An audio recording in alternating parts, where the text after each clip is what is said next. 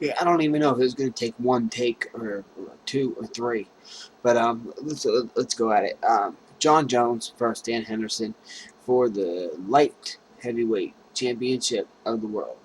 Which Dan Henderson, I mean, at what 42 years of age, is trying to take from John Jones, the amazing prospect that gave Ryan Bader his first loss, destroyed Shogun, um, uh, decision, but beat the shit out of Rashad Evans, Quentin Rampage Jackson, his first submission since Sakuraba in the Pride days.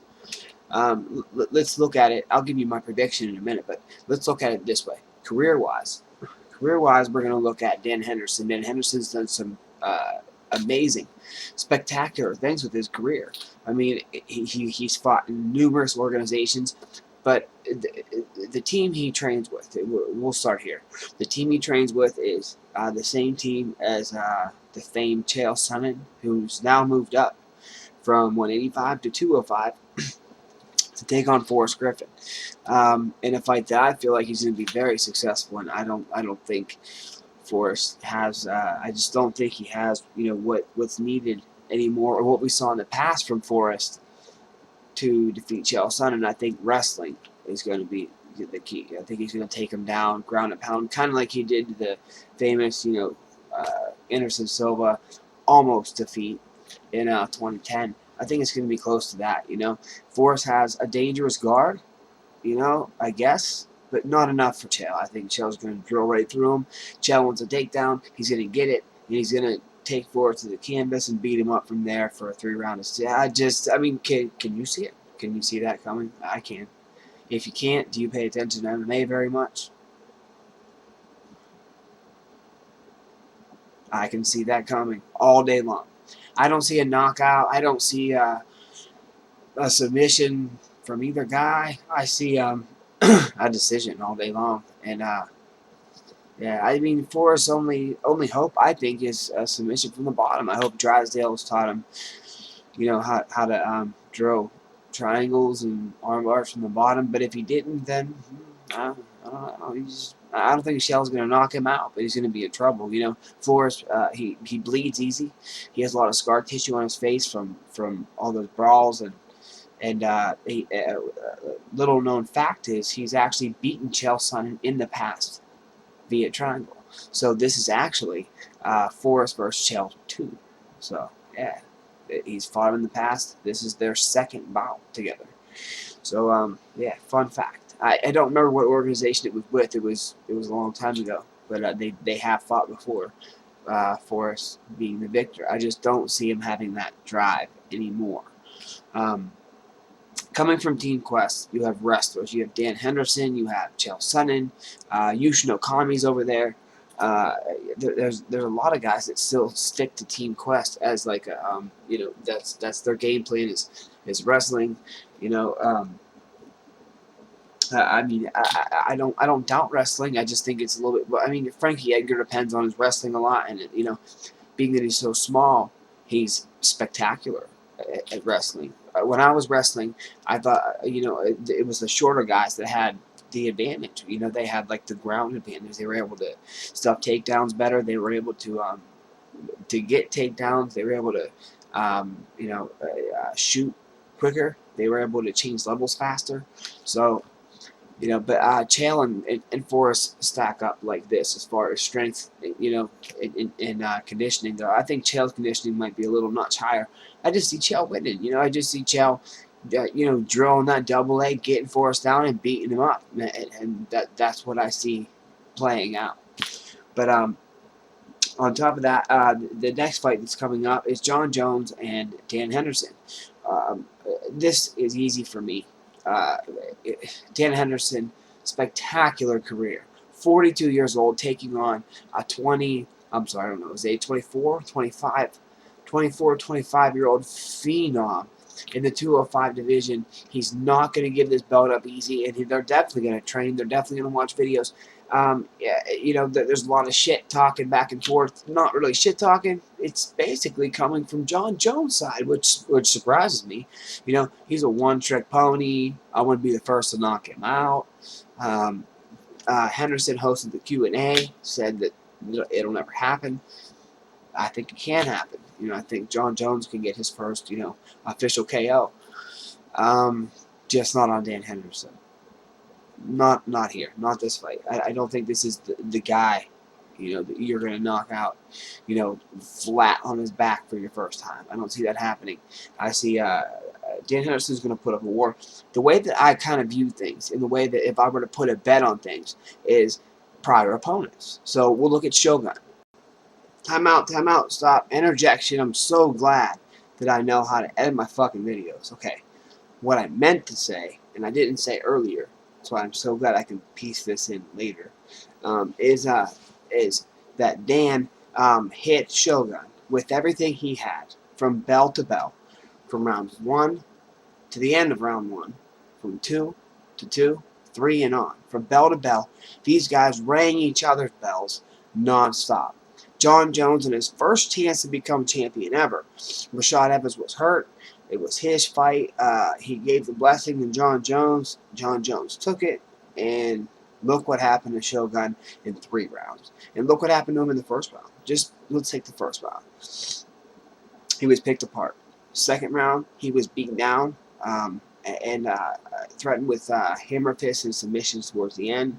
Third round, Shogun did tap 2 submissions, so by strikes. So we'll go from there.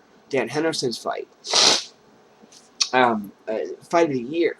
Fight of the year. It was a back and forth war. It was who could knock who out, who could submit whose will was the strongest, who wanted to pull this fight out. Like I said, I did give it to well, you'll see that forward, but again, I gave it to the edge to Shogun, but Henderson got it. But it was, it was tit for tat, whereas their common opponent was not tit for tat when it was Johnny Jones. Yet another factor to think about. Think about it. 7-1 for a reason. In the end, I gave it to Shogun. The judges gave it to Henderson. So he earned the title shot. So Shogun has had a past fight, a more recent fight. He just didn't win it in as impressive as my guy Machida. So he didn't get the shot, but he is up next. Not Shogun. Henderson is up next. So the way it stacks up is Henderson holds his hand in the traditional boxing stance, which is just keep it loaded, locked and loaded with your jab here. And he's never abandoned that stance. I mean, that's like Muhammad Ali, Joe Frazier. I mean, when you go into a boxing, when you go to train boxing, your first day, they're going to tell you to keep if you're a southpaw, they're going to tell you to keep your left here and your right here. And if you're right, they're going to tell you to keep your right here and your left here. Your jab and this here. I mean, it's literally within 5 minutes you're taught that, and Dan Henderson stuck to that. He calls it the H-bomb because he has it loaded, cocked and loaded the entire time. And with the one-trick pony, I kind of agree. I kind of agree with Jon Jones on that because he only has 1 submission, and that submission was due to strikes. So from there, yeah, I agree. I think he's kind of a one-trick pony. He is an Olympic-level wrestler. He was an alternate in the Olympics. I don't think he ever competed, but he was an alternate, so he was actually accepted into the Olympics. So not that many people can say they were an Olympic alternate. Dan Henderson can. No, that's some good fucking wrestling. I mean, but you got Jon Jones up. Like I said, Jon Jones, whatever he wants to do out there, he'll do. He'll do. It's just he's so wild out there. He's so crazy. I don't know. As it stands right now, when it was announced, he was a 7-1 favorite. Now it's 6-1. So, but I mean, if you had 7 guys at a round table that are Vegas odd makers and they're professionals, professionals at making this money, setting odds, making odds. They're sitting around, and you got 7 of them, and 6 of them say that Jon Jones is going to win. That's because they want to make some money, and 6 of them agreed on that. I mean, I agree. I think Jon Jones is definitely going to retain a title. If you even go back to Dana White's vlogs, everybody loves Dana White's vlogs. If you go back to Dana White's vlogs before UFC on Fox 4 with Machida and Bader and Shogun Vera, you can see Dana White is driving in a car. And at one point, this was weeks ago. This was weeks ago. Dana White says this. He says, the winner, I heard on Twitter that you guys the fans weren't happy with either Shogun or Vera getting the next title shot. So what I'm going to do is I'm going to throw the co-main event in, and whoever wins most impressively is going to get the title shot. That is quote unquote. That's Dana White. That's a quote from Dana White.